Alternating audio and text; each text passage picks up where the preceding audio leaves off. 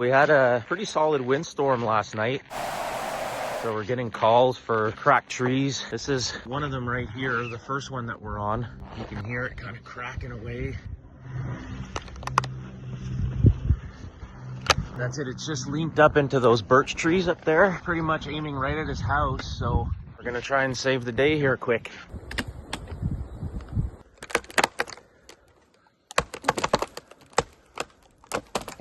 We just gotta get this thing to come off those birch trees. It's friggin' stressing like crazy. It's just these poles here. Oh, keep giving her, she's coming.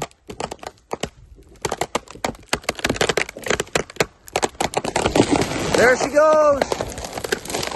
Woo! It's all good.